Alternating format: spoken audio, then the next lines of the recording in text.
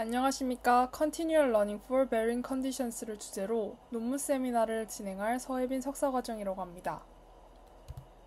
목차는 다음과 같고, 저는 이 Varying Conditions에 대한 Continual Learning을 다룬 두 가지 논문에 대해서 여러분께 소개해 드리려고 합니다. 먼저 논문 소개에 앞서서 주요한 개념인 PHM부터 설명을 해드리려고 하는데요. PHM은 Prognostics와 Health Management를 통합한 분야입니다. 장비의 고장 예방, 유지보수 최적화를 목표로 하고 크게 잔여 수명 예측과 장비 상태 관리로 나눌 수 있습니다. 일반적으로 잔여 수명 예측은 얼류엘 예측을 수행합니다. 열화, 부하 이력, 운전 환경 조건을 바탕으로 고장 진행 상태를 주로 예측을 하게 됩니다. 장비 상태 관리는 장비의 상태를 모니터링하고 진단하여 적절한 유지보수 시점을 결정하는 역할로 크게 네 가지로 나눌 수 있습니다. 우리가 흔히 아는 비정상 신호를 식별하는 이상 탐지, 고장 원인을 파악하는 고장 진단, 문제의 근본 원인을 분석하는 근본 원인 분석, 그리고 수리 및 교체 시점을 관리하는 유지보수로 나눌 수 있습니다. 이러한 데이터 기반 머신 진단은 다음과 같은 이점을 제공하는데요. 공구 상태를 실시간으로 모니터링하여 공구 수명을 최대 50에서 80%까지 활용할 수 있습니다. 더불어 예기치 않은 고장을 예방해 가동 중단 시간을 줄이고 생산성을 향상시키고 품질 관리가 개선되어 불량률 또한 감소되는 모습을 볼 수 있습니다. 더불어 자동화된 유지보수로 비용을 절감할 수 있고 실시간 안전 모니터링으로 사고를 예방하고 지속 가능성을 높입니다. 이렇게 다양한 가공 조건을 갖는 공정의 예로는 밀링 공정을 들 수 있습니다. 이 공정에서는 절삭 속도, 이송 속도, 절삭 깊이 등 다양한 가공 조건을 적용해야 합니다. 이는 재료 제거 또한 여러 차례의 개별 절삭으로 이루어지며 각 절삭 단계마다 최적의 가공 조건을 설정하고 조정해야 원하는 형상을 얻을 수 있습니다. 이처럼 밀링 공정은 시간에 따라 변화하는 운영 조건을 가지기 때문에 데이터 기반 진단이 필수적인 그런 공정의 예시라고 볼 수 있습니다. 이렇게 산업 현장의 시계열 데이터는 운영 조건의 변화, 설비 노후화, 재가동 등 다양한 요인으로 인해 분포가 점진적으로 변화하고 주기적으로 재발하는 환경이 반복적으로 교차하는 동적이고 순환적인 흐름을 보입니다. 이렇게 다양한 가공 운영 조건에서 공구 진단 시에 직면하는 챌린지는 크게 세 가지라고 말할 수 있습니다. 첫 번째는 모델링 중복, 두 번째는 모델 업데이트 비효율 문제, 그리고 세 번째는 레이블링 비용 문제입니다. 첫 번째 챌린지는 모델링 중복인데요. 여러 가지 가공 조건이 각기 다른 데이터 특성을 만들어내기 때문에 조건마다 별도의 모델을 구축하게 되면 중복된 모델링이 발생하는 그런 문제가 발생하게 됩니다. 두 번째 챌린지는 모델 업데이트 비효율성입니다. 다양한 가공 조건이 시간에 따라 변화함에 따라서 새로운 데이터가 지속적으로 누적되기 때문에 기존 모델을 매번 재학습하거나 추가 학습을 해 업데이트 비용과 시간이 과무하게 소모된다는 문제가 있습니다. 세 번째 챌린지는 레이블링 비용입니다. 시간에 따라서 새로운 가공 조건이 등장할 때마다 매번 데이터에 라벨을 달아야 하기 때문에 높은 라벨링 비용이 발생합니다. 따라서 우리는 이때 비지도 학습 방식, 즉 컨셉 어그너스틱한 접근이 필요하다고 말을 할 수가 있습니다. 따라서 이러한 챌린지들을 해결하기 위해서 모델은 분포를 자동으로 파악하고 과거에 관찰된 분포가 다시 나타날 때마다 모델은 이전 지식을 잃지 않으면서 새로운 분포에 안정적으로 적응해야 됩니다. 그리고 이러한 상황을 해결할 수 있는 방법론이 바로 Continual Learning이라고 할 수 있습니다. 컨티뉴얼 러닝 전략에는 여러 가지가 존재하는데 제일 많이 연구되었던 방식은 리허설 베이스드, 즉 리플레이 베이스드 러닝 방식이고 레귤러라이제이션 베이스드 방식입니다. 오늘 소개할 두 편의 컨티뉴얼 러닝 전략 논문도 리플레이 베이스드 러닝 방식과 레귤러라이제이션 베이스드 방식을 토대로 논문을 전개하고 있습니다. 이 리플레이 베이스드 러닝 방식이라는 것은 이전 태스크의 데이터를 메모리 버퍼에 저장하고 재학습하거나 제너레이티브 리플레이를 통해 인위적으로 데이터를 생성하는 그러한 컨티뉴얼 학습 방식이라고 말을 할 수가 있고요. Regularization based 방식은 이전에 학습한 태스크에 대한 특정 웨이트 업데이트를 제한하거나 knowledge distillation 등을 활용해 컨티뉴얼 러닝을 수행하는 그런 전략을 뜻합니다. 그래서 오늘 발표드릴 첫 번째 논문 Fisher Inferred Continual Learning for Remaining Useful Life Prediction of Machine Tools Under Varying Operating Conditions에 대해서 발표를 진행하겠습니다. 먼저 이 논문은 연구 목표가 시간에 따라 변화하는 절삭 조건, 즉 Time Varying Machine Conditions에서 공구의 잔여 유효 수명 RUL을 안정적으로 예측하는 것을 목표라고 말을 할 수가 있습니다. 이를 위해 저자는 피셔 정보 기반 연속학습 FICL을 제안했습니다. 구체적으로 이 연구는 세 가지 요구사항을 충족하도록 설계되었는데요. 첫 번째로 단일 예측 모델만으로 여러 운전 조건에 걸쳐 공구 RUL 예측이 가능해야 한다. 두 번째, 모델의 일반화 능력은 현재 조건 데이터만으로 확보해야 한다. 세 번째, 과거 데이터 저장 없이 순차적 적응 시에도 이전 운영 조건에 대한 예측 성능을 유지해야 된다. 이 세 가지 요구사항을 충족하도록 설계되었습니다. 이 논문의 모티베이션은 실제 제조 환경의 운전 조건이 변화하는 것인데요. 절삭 속도, 이송 속도, 절삭 깊이 등 공정 조건이 시간에 따라서 달라지면서 센서 신호의 분포도 연속적으로 변화해 데이터가 non-IID로 생성된다는 환경이 모티베이션이라고 볼 수 있습니다. 기존 딥러닝 기반 RUL 예측 기법들은 한 가지 조건만을 가정하거나 모든 과거 데이터를 저장하고 재학습해야만 적응할 수 있어서 모델과 메모리 비용이 크게 증가하고 catastrophic forgetting 문제도 피할 수가 없었습니다.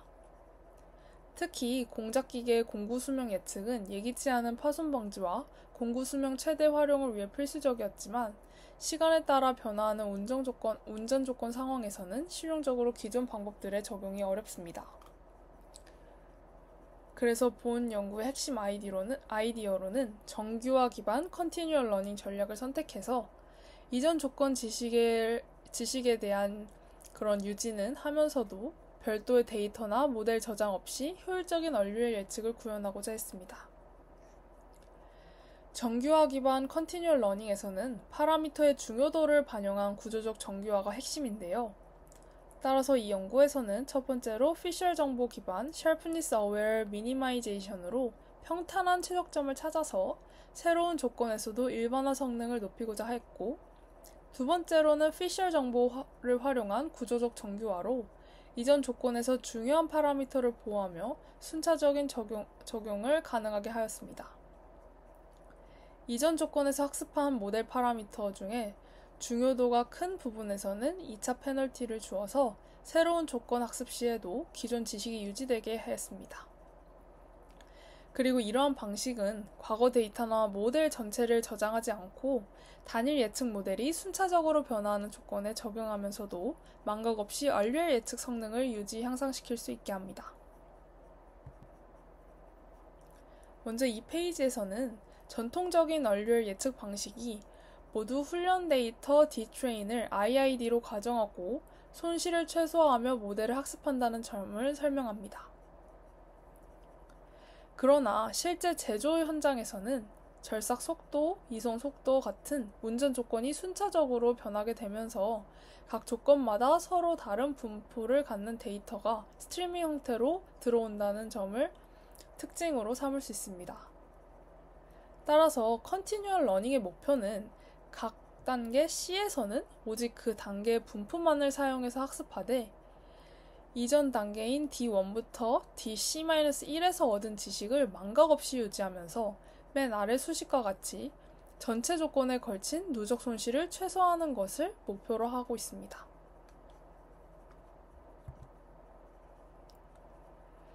먼저 이 논문에서 제안하는 그런 Fisher Inferred에 대한 개념을 설명드리려고 합니다. Fisher Informed는 파라미터 공간에서의 통계적 곡률 정보를 담고 있어서 어느 방향으로 파라미터를 움직이면 손실이 얼마나 변하는가를 계량적으로 측정할 수 있습니다. 이 논문의 핵심 아이디어는 이 피셔 인폼을 하나의 통계적 거리로 사용해서 퍼뮤테이션을 제한하는 것입니다. 여기서 이 퍼뮤테이션이란 모델 파라미터에 가하는 아주 작은 변화로 손실함수가 그 변화에 얼마나 민감하게 반응하는지를 관찰하기 위해 세타에 더해지는 작은 벡터를 의미합니다. 기준엔 유클리디안 롬은 모든 방향을 동일하게 측정하여 단순히 파라미터의 변화 크기만 제한했습니다. 반면 이러한 피셔 정보 기반 거리는 손실 공률이 큰 방향을 더 크게 평가해서 해당 방향의 퍼튜베이션을 강하게 제어합니다. 이렇게 하면 평탄한 지역만 골라 모델을 학습하기 때문에 일반화 성능이 향상되고 피셔 정보 행렬의 대각 원소로 파라미터의 중요도를 파악해 중요한 파라미터는 고정하고 덜 중요한 파라미터만 적응시켜서 망각을 방지할 수 있게 되는 겁니다. 요약하자면 피셔 정보는 파라미터의 변화의 방향성까지 고려하는 통계적인 거리로서 평탄한 해를 찾는 SEM 그리고 중요 파라미터를 보호하는 EWC를 하나의 수식으로 결합하는 그런 역할을 합니다. 먼저 첫 번째 단계인 Fisher Informed Sharpness Aware Minimization, 줄여서 FSEM 단계에 대해서 설명해 드리겠습니다. 기존의 SEM은 매개 변수 주변의 L2 변경 내에서 손실이 가장 큰 지점을 찾아내고 그 샤프니스의 최대값을 줄이는 방향으로 학습을 해서 평탄한 해를 탐색했습니다. 하지만 논문에서 제안한 FSEM은 여기에 피셔 정보 행렬을 통계적 거리로 도입합니다. 손실 공률의 정보를 담고 있는 피셔 기반 거리를 사용하면 파라미터 공간의 실제 통계적 구조를 반영해서 더 정확하게 평탄한 해를 찾을 수 있습니다. 즉 FSEM은 유클리드 거리 제약 대신 피셔 정보 거리 제약을 적용해서 일반화 성능을 강화했다고 말을 할 수가 있습니다. 최적 퍼튜베이션을 구하는 방법은 이렇게 4가지 단계로 이루어지는데요. 첫 번째는 손실함수 L 세타 더하기 입실론을 1차 테일러로 전개해서 근사하는 방법입니다. 이 근사를 바탕으로 피셔 매트릭스 반경 로 내에서 엡실론 전치 곱하기 손실의 기울기가 최대가 되도록 설정합니다. 두 번째는 제약 조건을 라그랑주 승수를 사용해서 unconstrained 최적화 문제로 변환하는 것입니다. 세 번째로는 먼저 엡실론에 대해서 최적화를 수행해서 듀얼 함수를 얻고 이중 함수에서 람다만 남긴 뒤에 이 값을 최소화하는 람다를 찾아내면 입실론도 함께 결정되는 그런 방법을 사용하는 것입니다. 그리고 마지막으로 이렇게 얻은 클로즈 폼 해는 피셔 매트릭스 하에서 손실을 가장 가파르게 증가시키는 방향이자 주어진 반경 내 최적 퍼튜베이션이 됩니다. 이후 학습률을 곱해서 파라미터를 업데이트하면 모델이 보다 평탄한 지형으로 수렴하도록 유도할 수 있습니다. 두 번째 단계는 Fisher Informed Structure Regularization 단계인데요. 우선 피셔 정보 행렬의 대각값을 이용해서 이전 조건에서 중요한 파라미터일수록 큰 값이 할당되도록 파라미터의 중요도를 측정합니다. 그 다음 새로운 조건을 학습할 때는 이 중요한 파라미터의 변화량에 2차 페널티를 부여해서 망각을 방지합니다.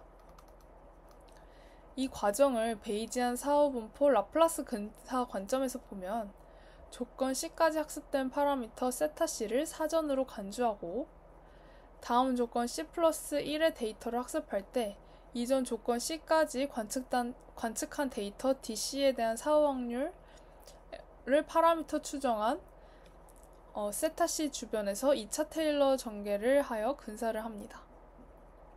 이 전개 결과로 얻어진 2차 항이 바로 이전 조건에서 중요한 파라미터 변화를 억제하는 정교화 항으로 손실함수에 추가하게 됩니다. 최종적으로 학습 시에는 네거티브 로그 라이클리후드에 이 피셔 기반 2차 페널티를 더한 형태의 손실을 최소화하게 됩니다. 이 논문에서 제안하는 FICL의 메인 알고리즘은 두 단계로 이루어지는데요. 첫 번째는 조건별 파라미터 업데이트 단계입니다. 각 운전 조건에서 모델을 학습할 때마다 해당 조건 데이터로부터 피셔 정보를 계산하고 이를 sharpness aware minimization에 반영하여 Fisher Inferred SEM을 수행합니다.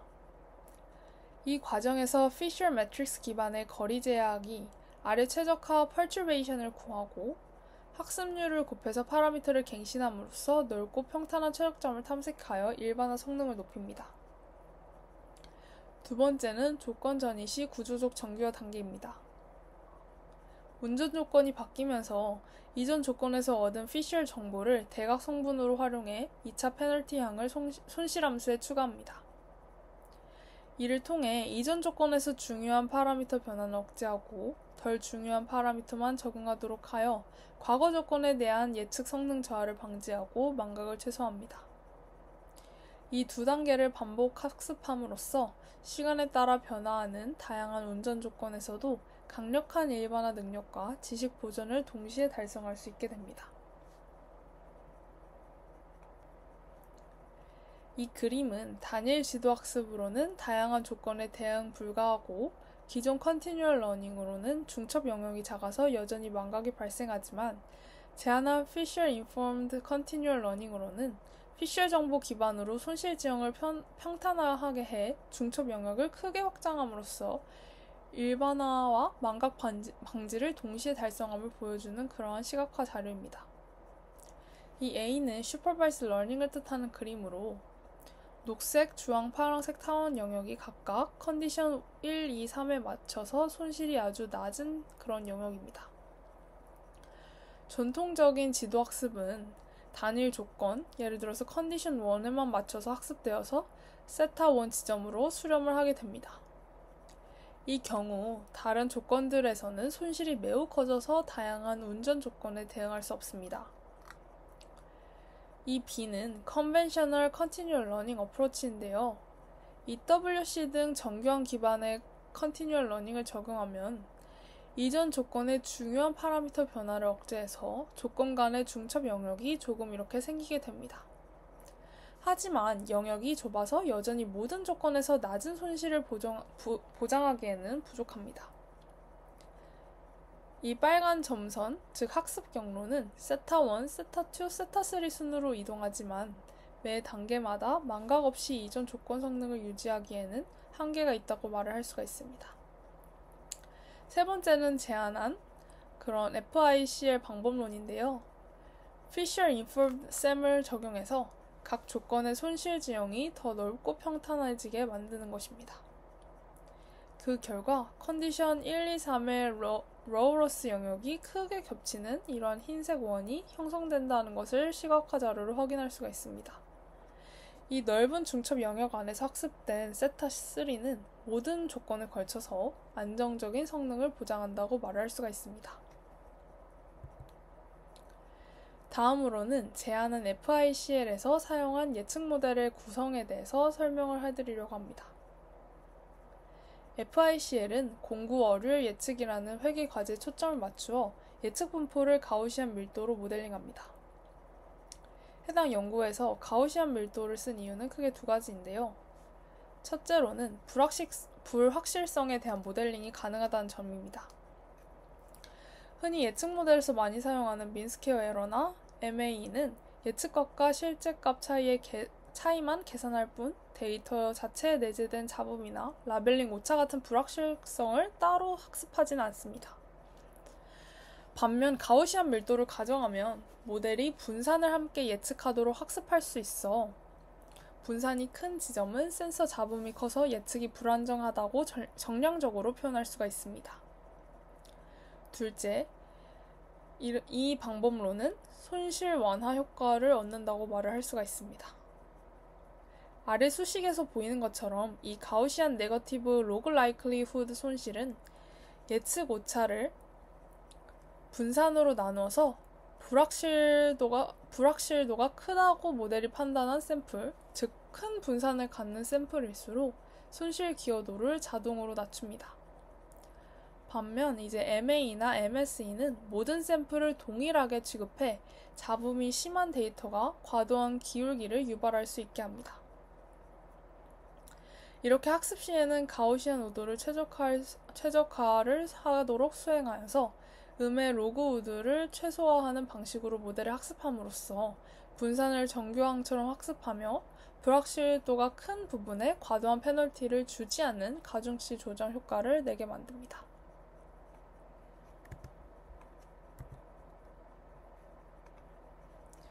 이 논문은 멀티헤드 대신 단일헤드 구조를 또한 채택하였는데요. 출력층 파라미터가 모든 조건에서 공유되도록 강제하는 방식을 선택했습니다. 이를 통해 모델 파라미터 수를 줄이고 조건 수에 비례해 크기가 늘어나지 않도록 효율성을 확보했습니다. 이 FICL은 특정 DNN 구조에 종속되지 않아 CNN, LSTM, GRU 등 다양한 네트워크에 적용 가능하고 본 연구에서는 레즈넷 1.8을 기본 피처 익스트랙터로 사용한 뒤 몇 개의 fully connected 레이어를 추가해서 완료 예측을 수행했습니다. 실험 장비는 이제 CNC 밀링 머신 위에 플랫 엔드밀을 장착을 해서 센서로는 절삭력, 진동, 오디오 등 복합적인 시계열 신호를 수집하는 방향으로 데이터를 수집하였습니다. 이렇게 직접 수집된 데이터를 활용해서 실험을 진행했습니다. 컨티뉴얼 러닝을 위한 데이터셋 시나리오는 시간에 따라 변화하는 운전 조건을 모사하기 위해서 설계되었습니다. 각 컨디션은 절삭 속도와 이동 속도 조합에 따른 다른 가공 환경입니다.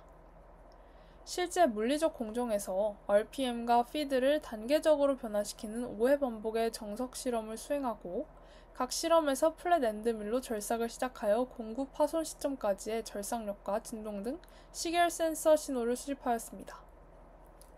이 데이터를 슬라이딩 윈도우로 분할한 뒤에 RUL 레이블과 함께 학습평가에 사용을 했습니다.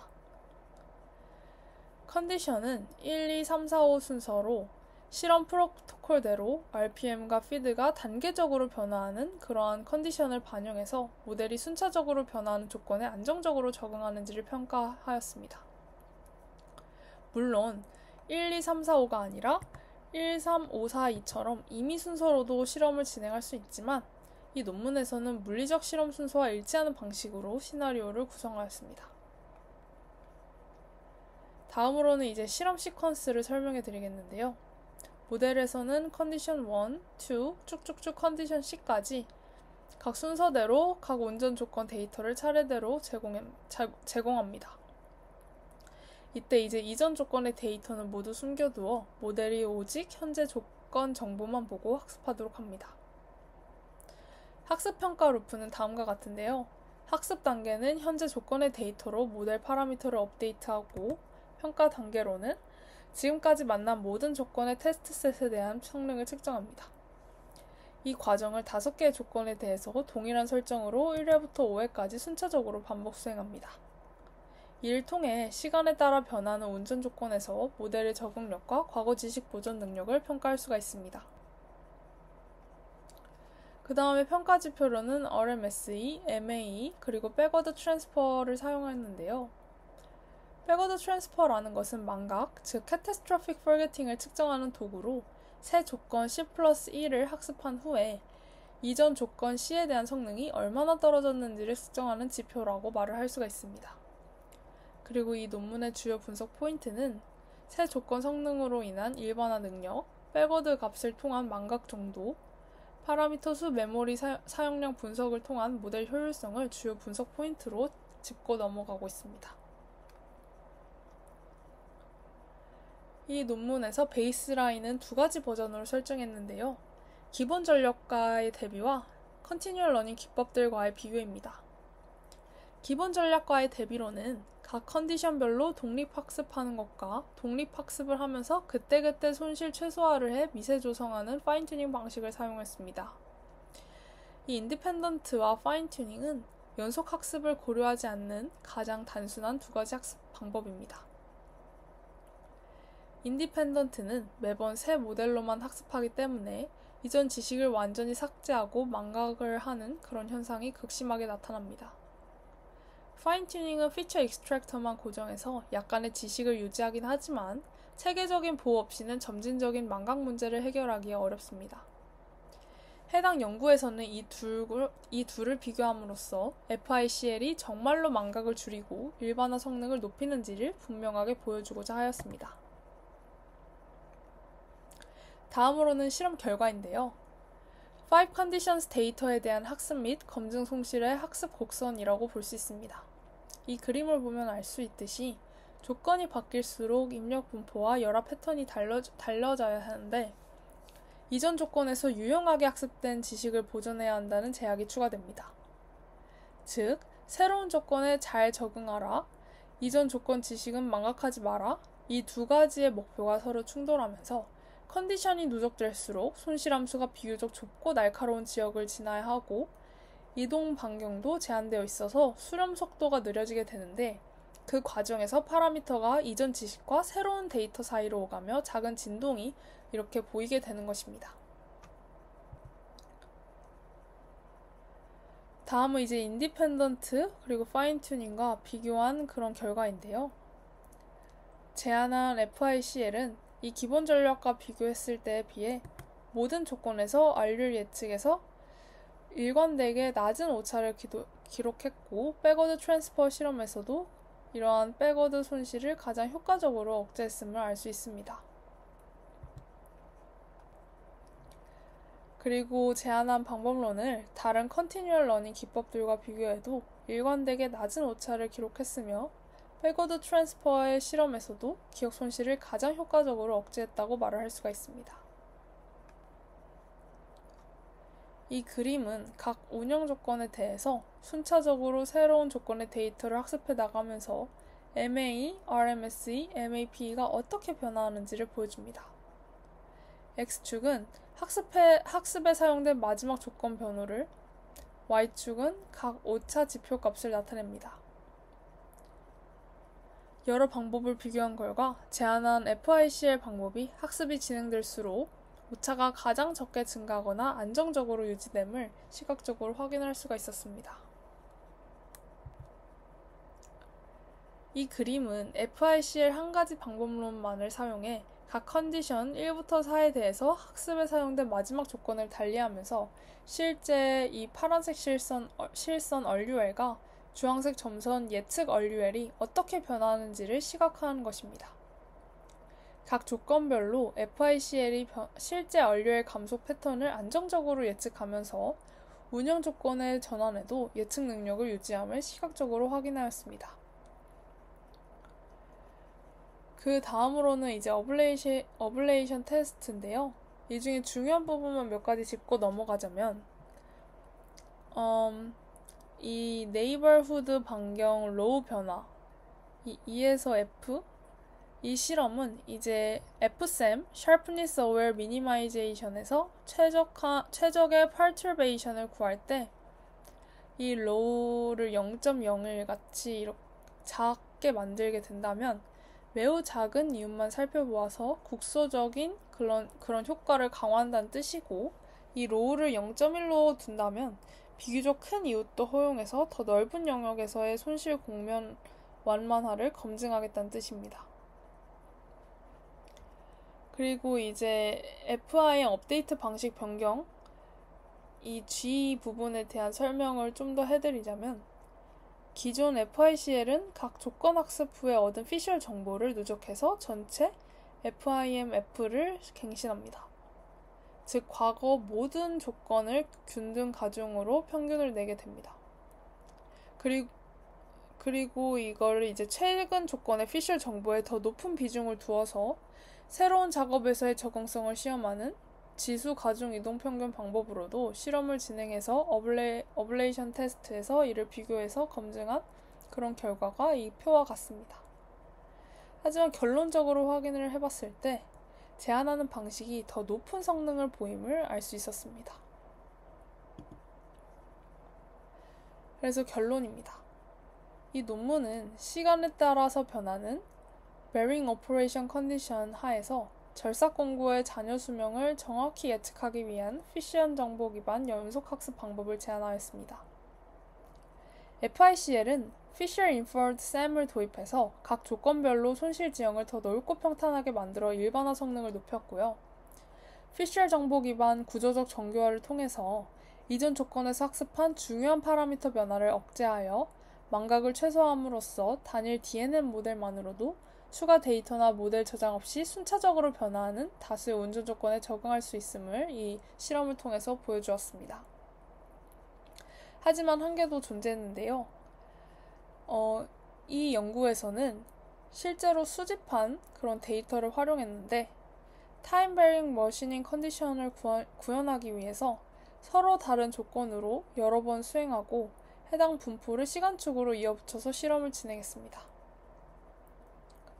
하지만 실제로 수집을 할 수 있었던 만큼 데이터 수집 시에 하나의 배치에서 공정 도중의 조건을 바꿔서 데이터를 수집했으면 조건 간의 시간적 관계가 있는 더 현실적인 타임 베링 시나리오가 될 것이라는 생각이 들었습니다.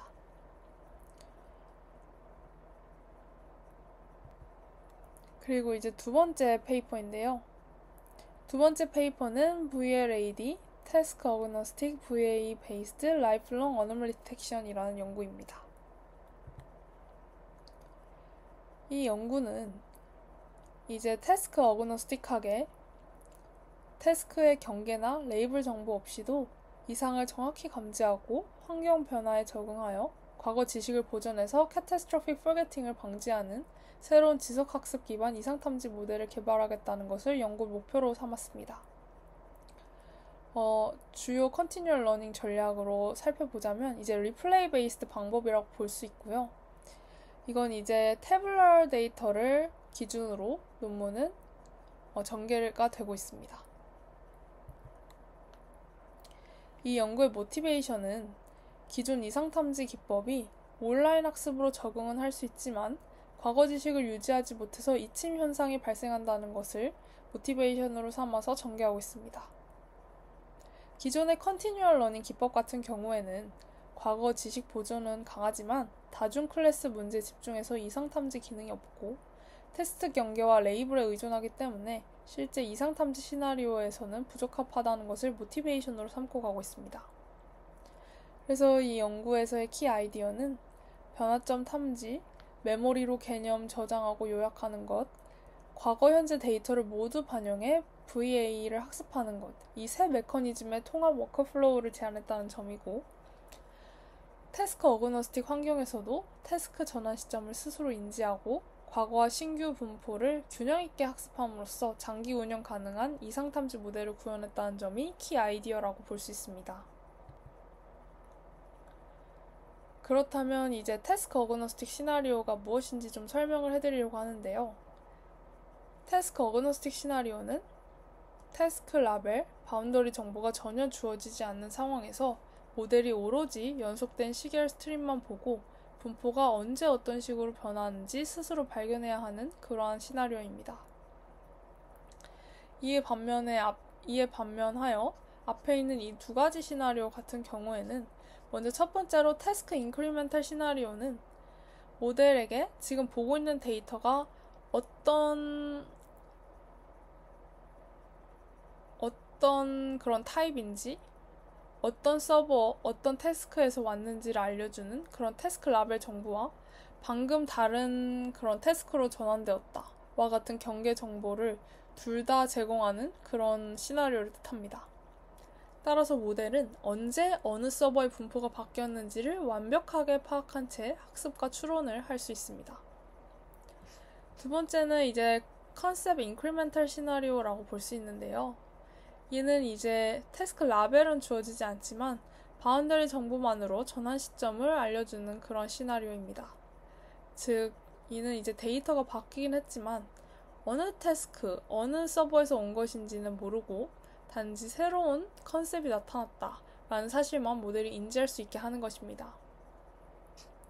이렇게 이 세 가지 시나리오는 제공 정보의 유무에 따라서 점점 어려워지고 실제로 언슈퍼바이즈드에 가까운 환경일수록 이러한 태스크 어그노스틱 설정이 유사해진다고 말을 할 수가 있습니다.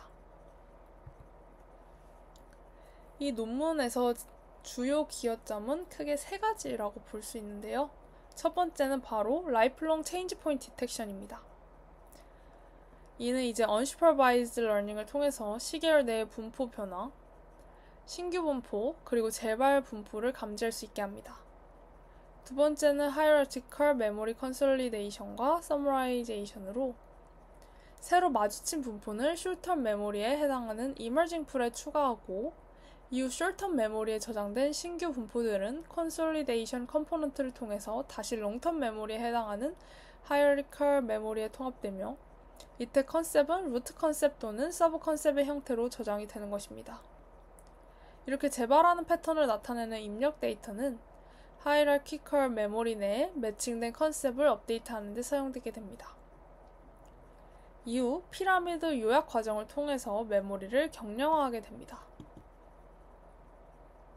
세 번째는 Experience Replay와 VA 업데이트를 결합한 그러한 방식인데요. VA 모델은 학습 데이터와 Experience Replay 컴포넌트가 제공하는 요약된 과거 경험을 결합하여 주기적으로 업데이트를 하게 됩니다. 이를 통해 새롭게 들어오는 데이터 적응과 과거 지식 유지를 동시에 달성할 수 있게 됩니다. 수도 코드로 이 VLAD의 알고리즘을 살펴보면 다음과 같은데요. 이러한 단계의 학습을 따르게 됩니다. 특히 이 VLAD 학습 과정은 이렇게 4가지 단계로 나누고 각 단계마다 대응하는 하이퍼 파라미터가 존재한다고 볼 수 있습니다. 이 첫 번째 단계는 체인지 포인트 검출인데요. 이 체인지 포인트를 검출할 때는 현재의 분포와 얼마나 차이 나는가, 그래야지 얼마나 차이 나야 신규 분포로 간주할 수 있을지를 결정하는 그러한 파라미터를 사용하게 되고, 그 다음에 변화를 검출한 미니 배치 크기의 하이퍼 파라미터, 그리고 분포로 인정하기 위해서 버퍼에 쌓아야 하는 최소 샘플 수를 하이퍼 파라미터로 설정하게 됩니다. 그리고 두 번째 단계인 컨솔리데이션에서는 이머징 풀의 분포를 기존 개념에 통합할지 판단하는 기준의 비율, 이 값이 작으면 거의 동일할 때만 하위 개념으로, 크면 더 넓은 차이까지 허용하게끔 하려고 하는 그런 하이퍼 파라미터를 사용할 수가 있습니다. 이 세 번째 단계는 이제 메모리 서머라이제이션 단계인데요. 이때 이제 사용할 수 있는 하이퍼 파라미터는 메모리에 허용될 샘플의 소프트 상한값, 그리고 상한을 초과했을 때 요약을 실행할 빈도, 그리고 각 개념별로 유지할 그런 프로토타입 개수, 이걸 이제 하이퍼 파라미터로 설정할 수 있을 것입니다. 그리고 마지막으로는 이제 Experience Replay랑 VA 업데이트 과정인데요.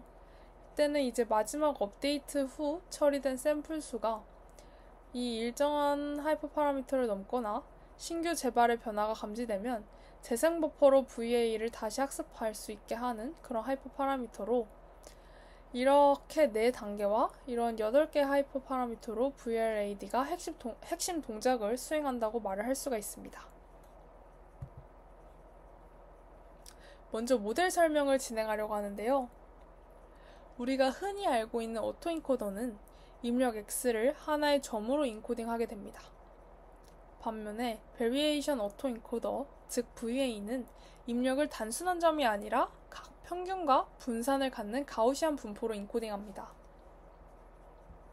VA 학습 시에는 재구성 손실과 잠재 분포가 표준 정규 분포에 가까워지도록 하는 KR 정규화항을 함께 최적화합니다. 오토인코더는 어떤 입력을 얼마나 잘 복원하냐에만 집중을 하고 있지만, VA는 입력을 재구성하면서도 그 입력이 정상 분포의 잠재 공간에서 얼마나 합리적인 위치에 있느냐를 함께 고려하게 됩니다. 이렇게 함으로써 오토인코더가 단순히 재구성 오차만 보는 것과 달리 입력 X가 모델이 학습한 분포상에서 얼마나 그럴듯한지까지 이 VA는 평가할 수 있게 됩니다. 이렇게 낮은 확률, 즉 낮은 likelihood를 보이는 입력을 이상치로 판단해서 보다 견고하고 해석 가능한 기준을 이 VA는 세우게 됩니다. 그리고 이 논문에서 제안한 주요 방법 중에 첫 번째 단계인 Lifelong Change Point Detection 단계에 대해서 설명을 하려고 하는데요. 이 컨셉 드리프트에 대한 정보가 전혀 주어지지 않는 상태로 지속적인 모델을 업데이트를 하는 것을 수행하기 위해서 체인지 포인트 디텍션을 진행해 뉴 컨셉과 리커링 컨셉 간의 전환을 구분하게 됩니다. 이때 이 뉴 컨셉과 리커링 컨셉 전환을 구분하기 위한 매트릭스는 와셜런 거리로 해당 값이 특정 임계값보다 크면 변화가 발생했다고 감지하여 뉴 컨셉으로 판명해 이머지 풀에 저장하게 되고 아니면 리커링 컨셉으로 구분하게 되는 것입니다. 워셔런 거리 같은 경우에는 평균 분산과 같은 통계값을 직접 모델링하는 방식이 아니라 non-parametric으로 데이터 포인트 집합 간의 거리를 계산하는 방식으로 어떤 특정 분포 형태도 가정하지 않고 분포 전체의 실제 샘플 구조를 그대로 비교함으로써 변화 감지와 개념 통합을 더 정확하고 유연하게 수행하는 그런 방식입니다.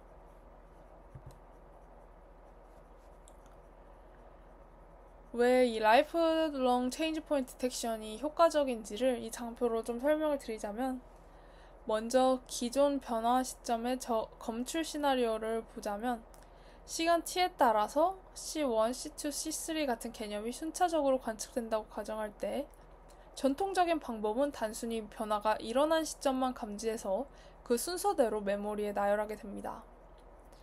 이럴 경우 메모리에 남는 개념 비율이 C1 50%, C2 40%, C3 10%처럼 불균형해지게 됩니다. 그 이유는 C1과 C2가 자주 C3가 드물게 나타나기 때문입니다. 반면 이제 라이프롱 체인지 포인트 디텍션에서는 신규 분포와 재발 분포를 구분해서 저장 정책을 달리하게 됩니다. 새로 감지된 분포는 이머징 풀에 일단 모았다가 충분히 반복 등장한 분포에만 계층 메모리 업데이트하고 완전히 새로운 분포는 다시 신규로 인식해서 저장을 하게 됩니다. 그 결과 C1, C2, C3가 각각 33.3%로 균등하게 대표 샘플을 갖게 됩니다. 즉 드물게 나타나는 C3도 메모리에 충분히 남고 자주 반복되는 C1, C2는 과도하게 쌓이지 않도록 이렇게 조절이 되는 것입니다.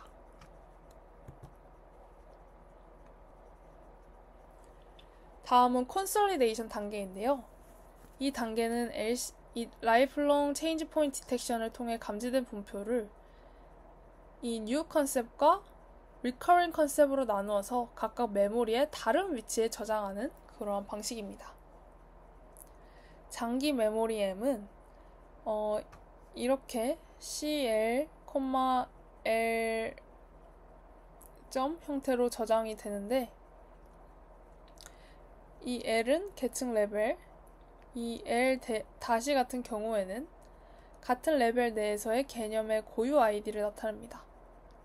즉 루트 레벨의 개념들과 그 아래에 속하는 서브 컨셉들로 이루어진 포레스트 구조를 형성한다고 말을 할 수가 있습니다. 이런 계층 구조를 적용하게 되면 미묘한 변화가 있는 분포는 기존 개념의 하위 개념으로, 완전히 새로운 분포는 새로운 루트 개념으로 구분하여 저장을 할 수가 있게 되는 것입니다. 결과적으로 메모리 용량을 훨씬 효율적이고 의미 있게 사용하면서 비슷한 분포끼리는 묶고 멀리 떨어진 분포는 분리해서 관리를 할 수 있게 되는 것입니다. 이 컨솔리데이션 단계에서는 먼저 라이프롱 체인지 포인트 디텍션에서 계산해둔 기준 거리의 민감도 파라미터를 곱해서 새로운 기준값을 얻습니다. 이 민감도 파라미터는 하위 개념으로 받아들일 범위를 조절하는 핵심 파라미터입니다. 이 값이 작으면 기존 개념과 매우 유사할 때만 하위 개념으로 편입하고 값이 크면 더 넓은 차이까지 허용하도록 작동합니다. 그런 다음 이 단기 풀에 쌓인 각 신규 분포를 장기 메모리에 있는 모든 기존 개념과 비교하여 가장 비율이 작은, 즉 상대적으로 가장 가까운 개념을 부모 후보로 선택합니다. 이때 거리가 기준값 이내라면 신규 분포를 그 개념의 하위 개념으로 추가하고 기준값을 넘으면 완전히 새로운 루트 개념으로 생성을 하게 됩니다. 모든 신규 분포에 대해서 이 과정을 마치면 하이어리컬 메모리에 다 옮겨졌기 때문에 단기 풀은 비워져서 다음 신규 분포를 받을 준비를 하게 됩니다. 다음으로는 이제 메모리 요약 단계인데요. 메모리 크기가 소프트, 하드 상한을 넘으면 메모리 과부하를 막기 위해서 메모리 요약 단계를 실행하게 됩니다. 먼저 피라미덜 서머라이제이션에서는 계층 레벨마다 할당량을 지수적으로 계산해서 상위 레벨에 더 많은 예산을 주고 아래로 내려갈수록 절반씩 줄이는 방식으로 저장 비용을 정합니다. 그런 다음 Within Concept Summarization 단계에서는 각 개념별로 K개의 대표 프로토타입을 뽑습니다. 이때 K는 하이퍼 파라미터로 정하고 각 프로토타입을 클러스터 중심으로 K-means 알고리즘으로 구한 뒤에 중심적 주변에서 가장 가까운 실제 샘플만 남겨서 다른 샘플은 모두 제거합니다. 이 과정을 통해 메모리에는 가장 중요한 대표 경험만 유지되도록 압축이 됩니다. 마지막으로 이 Experience Replay 단계에서는 메모리에 저장된 과거 경험을 재생 버퍼로 만들어서 주기적으로 VAE 학습에 사용해 망각을 방지하는 것입니다. 구체적으로는 최신 계층 메모리 M에 있는 모든 샘플을 모아서 재생 버퍼를 구성하고 여기에 새 배치를 합쳐서 VAE를 업데이트합니다. 이 업데이트는 세 가지 경우에 자동으로 일어나는데요. 첫 번째로는 변화 감지 후 충분한 샘플이 누적일 때입니다. 이 Lifelong Change Point Detection에서 신규 분포가 감지되고 그 분포 버퍼에 CK개 이상의 샘플이 모이면 즉시 모델을 재학습하게 됩니다. 둘째, 오랜 시간 업데이트가 없을 때입니다. 마지막 업데이트 이후에 처리된 샘플 수를 카운터로 기록하다가 이 값이 설정된 주기를 넘으면 자동으로 업데이트를 트리거합니다. 셋째로는 메모리 요약 직후입니다. 피라미덜 서머라이제이션을 통해서 메모리가 압축한 후에는 새로 요약된 개념 표현이 VAE에 반영되도록 추가 학습을 수행하게 됩니다. 이 과정을 통해 VLAD는 새 분포에 적응하면서도 과거 개념을 안정적으로 유지할 수 있다고 말을 할 수가 있습니다. 다음으로는 평가 지표에 대해서 설명드리겠습니다. 평가 지표로는 이제 전체 누적 성능의 평균을 나타내는 ROC, AUC, 망각 여부를 나타내는 백워드 트랜스퍼, 망각 여부뿐만 아니라 이제 과거 학습이 미래 성능에 미친 긍정적인 전이를 평가하는 포워드 트랜스퍼를 평가 지표로 사용하였습니다. 이 논문의 주요 포인트를 살펴보면 첫 번째, Q1, 정상 개념이 시간에 따라 바뀌는 환경에서 소타 방법론보다 높은 이상 탐지 성능을 보이는가? 두 번째, 학습된 이전 학습의 망각을 줄이고 새로운 작업에도 잘 적응하는가? 세 번째, 반복되는 작업들 속에서 정확한 기억 요소를 수행하는가? 네 번째, 메모리 사용량을 최소화하면서도 높은 성능을 유지할 수 있는가? 다섯 번째, VLAD의 각 구성 요소의 상호작용이 실제로 시너지 효과를 발휘하는가? 이 5가지를 주요 분석 포인트로 이 저자는 가져가려고 했습니다. 그리고 베이스라인으로는 다양한 Continual Anomaly Detection 논문을 사용하였는데요. 베이스라인으로 Continual Learning 기반 방법론을 사용을 하지 않았다는 것이 굉장히 아쉬울 뿐입니다. 그 다음으로 사용한 데이터셋인데요. 이 위에 있는 데이터는 다 알다시피 태블러 데이터입니다. 이 마지막 데이터는 사실상 시계열 데이터인데요. 이렇게 이제 원본에서는 시계열 데이터이기 때문에 시간축에 따른 연속 관측 값을 뜻하지만 논문에서는 하루 단위로 생산량 패턴을 하나의 벡터로 추출해서 정적 데이터 포인트 집합으로 간주를 해서 텔러 데이터처럼 취급을 하고 접근하였다고 합니다. 그 다음으로는 데이터 시나리오 구성 방식인데요. 모델의 평생 학습 역량을 분석하기 위해서는 단순히 주어진 형식의 데이터를 그대로 사용할 수 없습니다. 반면 이제 무작위 분할만으로 태스크를 나누게 되면 각 태스크 간에 지나치게 유사한 데이터가 섞이게 되고 전체 데이터셋을 대표하는 이질적인 데이터만을 포함하게 되어 이 연구가 다루고자 하는 문제의 본질을 벗어나게 됩니다. 이러한 이유로 본 논문에서는 명확하고 의미 있는 태스크 분할을 제공하고자 하였습니다. 이 논문에서는 실제 환경과 유사한 태스크 무관 평생 이상 탐지 시나리오를 만들기 위해서 단순 랜덤 분할 대신에 의미 있는 분할을 사용하였습니다. 첫째, 정상 데이터를 K-미즈로 클러스터링해서 N개의 태스크로 나눕니다. 둘째, 이상치 데이터도 동일한 수의 마이크로 클러스터로 분할한 뒤에 셋째, 각 이상치 클러스터를 가장 가까운 정상 클러스터에 매핑해서 태스크별 이상치 분포를 완성합니다. 마지막으로 이렇게 구성된 각 태스크를 학습용과 평가용 배치로 분리하게 됩니다. 중요한 점은 모델에는 태스크 레이블도 경계 정보도 전혀 주어지지 않는다는 점입니다. 실제 데이터 스트림처럼 연속으로 배치만 들어올 뿐 모델이 스스로 변화 지점을 감지하고 새 분포에 적응해야 합니다. 이로써 완전한 태스크 어그노스틱 시나리오를 구현할 수 있었습니다. 다음으로는 학습 및 평가 프로토콜에 대해서 설명을 하려고 하는데요. 모델은 각 태스크의 학습 배치를 순차적으로 입력받아 학습을 진행합니다. 각 태스크 학습이 끝나면 전체 테스트 셋 각각에 대해서 ROC AUC를 계산하고 그 결과를 n-n 평가 행렬 R에 저장합니다. 여기서 이제 RIJ는 태스크 i까지 학습한 후 태스크 j에 대한 성능을 의미합니다. 모든 실험은 태스크 경계 정보를 전혀 제공하지 않은 채 데이터가 이제 배치 단위로 연속해서 입력되는 그런 형식으로 이루어집니다. 예시로 태스크 1에서는 정상 1번 플러스 이상 1번 데이터가, 태스크 2에서는 정상 2번 플러스 이상 2번 데이터가, 세 번째에는 정상 3번, 이상 3번 데이터가 들어가게 됩니다. 즉, 각 태스크마다 정상 환경과 이상 조건이 모두 서로 다르게 구성되어 있다고 확인할 수가 있습니다.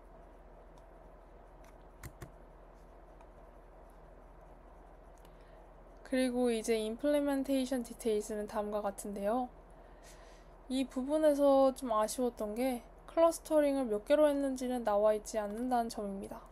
태스크의 개수를 선정하고 태스크에 따른 분할을 하는 것을 중요하게 다루는 컨티뉴얼 러닝에서 이 태스크 분할 개수를 말해주지 않는 것이 약간 아쉬운 점이라고 생각이 들었습니다. 다음은 실험 결과인데요. 이 실험은 학습 평가 배치를 K개의 폴드로 나누어서 데이터 분할에 따른 성능 변동을 평가한 실험입니다. VLAD는 모든 데이터셋에서 가장 높은 ROC AUC를 달성했고 망각은 최소화하면서 미래 태스크에 대한 전이를 크게 개선했습니다. 또한 어블레이션 결과 VLAD No Change Point Detection, VLAD No Replay와 비교를 해봤을 때 Lifelong Continual Change Point Detection과 Experiential Replay 두 컴포넌트가 결합될 때 시너지 효과가 극대화되어서 단독 제거 시에 비해서 모델 오차가 현격히 낮아짐을 확인할 수 있었습니다. 그리고 이 두 번째 실험은 학습 평가 배치를 K개의 폴더로 나누어서 태스크 순서를 무작위로 다르게 샘플링해서 5번 반복하고 태스크가 등장하는 순서에 따라서 성능이 크게 좌우되는지를 확인하는 그런 실험입니다. 그래서 이제 ROC AUC, 백워드, 포워드를 산출해서 평균을 내었습니다. 이 실험을 통해서 태스크가 어떤 순서로 오더라도 VLAD의 이상 탐지 성능이 안정적임을 보여주고 모델이 태스크 경계나 순서를 몰라도 내부 Lifelong Change Point Detection, Consolidation, Replay 메커니즘으로 자동 적응을 하고 보존이 가능하도록 했습니다. 결론적으로 이 테이블 2 같은 경우에는 어떤 태스크 순서에서도 VLAD가 견고하게 동작한다라는 점을 통계적으로 입증하며 순차적 이상 탐지 문제에서 제한 기법의 우수성과 실용 가능성을 강력하게 뒷받침한다고 볼 수가 있습니다. 이 그림은 이제 네메니 검증을 통해서 각 방법의 평균 순위를 비교한 Critical Difference 다이어그램입니다. 먼저 K4 시나리오와 B번의 이 올더링 시나리오 모두에서 이 파란색 그림을 보면 알 수 있듯이 VLAD는 유일하게 1위에 위치하며 이 CD 막대를 벗어나 다른 모든 기법보다 우수한 성능을 보임을 확인할 수 있었습니다. 마지막으로 이 논문에 대한 썸머리와 한계점에 대해서 말씀드리고 마무리하려고 합니다. 이 논문은 이제 VA를 기반으로 태스크 경계 없이 연속적으로 변화하는 정상 분포를 스스로 감지하고 학습하는 태스크 어그노스틱 라이프롱 어노멀리 디텍션 프레임워크였습니다. 라이프롱 체인지 포인트 디텍션으로 신규와 재발 분포를 구분해서 이머징 풀에 저장하고 컨솔리데이션으로 계층적 메모리에 통합하는 과정을 진행하였습니다. 그리고 메모리 용량 초과 시에 파이라미덜 위틴 컨셉 서머라이제이션으로 대표 샘플만 남기고 익스페리언스 리플레이를 통해서 과거 경험을 재학습해서 망각을 방지하고자 하였습니다. 그렇게 이제 다양한 실험에서 VLAD는 순서 불변성과 낮은 망각, 높은 전이 이득, 우수한 어러시 AUC를 동시에 달성하며 진정한 평생 이상 탐지 능력을 입증하였습니다. 하지만 이 연구에도 이제 리미테이션이 존재했는데요. 크게 4가지라고 말을 할 수 있습니다. 자세한 내용은 다음 페이지에서 좀 더 설명을 해드리려고 합니다. 첫 번째, 이 논문의 한계점은 우선적으로 실험에 사용된 데이터가 사실상 테이블형, 즉 태블러 데이터다 보니까 임의로 시간 상관없이 유사 분포끼리 클러스터링을 해서 태스크를 구성했었는데 그 근거가 다소 모호하다고 생각이 드는 점입니다. 먼저 각 데이터셋별로 클러스터 개수가 어떻게 정해졌는지 또 태스크별 샘플 수가 몇 개인지를 전혀 표시하지 않고 있어서 실험 결과가 전체 평균으로만 제시되었습니다. 각 태스크에 대한 부분이 이제 중요한 키가 될 텐데 각 태스크 개수에 따른 실험 없이 평균으로만 제시되어 있다는 점에서 큰 미스가 있어 보입니다. 특히 이럴 경우 태스크를 2개로 설정해서 단순한 전이학습 세팅으로만 가져가거나 1개로 설정해서 높은 이상 탐지 성능을 가져갔을 수도 있겠다라는 생각이 들었습니다. 그리고 이제 이 방법을 들키지 않게끔 일반적인 엔드-투-엔드 이상 탐지 기법으로만 비교를 하고 지속학습 방법론과는 비교를 하지 않았을 것 같다는 생각이 듭니다. 그래서 제가 직접 이 NSLKDD 데이터를 이용해서 실루엣 개수가 제일 낮은 그룹 개수를 찾아내서 봤더니 5개가 나와서 일단 K-means 클러스터링 군집수를 5개로 해서 그룹화를 진행하자 라고 생각을 했습니다. 그렇게 해서 그룹화를 진행해 보니까 태스크 간의 데이터 불균형이 굉장히 심하다는 사실이 확인이 되어서 논문에서 제안한 태스크 어그노스틱 실험 방식에 대한 신뢰도가 떨어졌습니다. 마지막으로는 성능 비교 대상으로 사용된 모델이 일반적인 이상 탐지 기법들 뿐이고 다른 지속학습 방법론과는 전혀 비교하지 않아서 평생학습 해결책으로서의 효과를 객관적으로 검증하기 어렵습니다. 이러한 점들이 논문의 태스크 어그노스틱 라이프롱 어노멀리 디텍션 시나리오에 대한 부분의 한계와 아쉬운 점이라고 생각이 듭니다. 지금까지 Continual Learning in Varying Conditions를 주제로 2가지 논문에 대해서 리뷰를 해봤는데요. 긴 시간 동안 저의 발표를 들어주셔서 정말 감사합니다.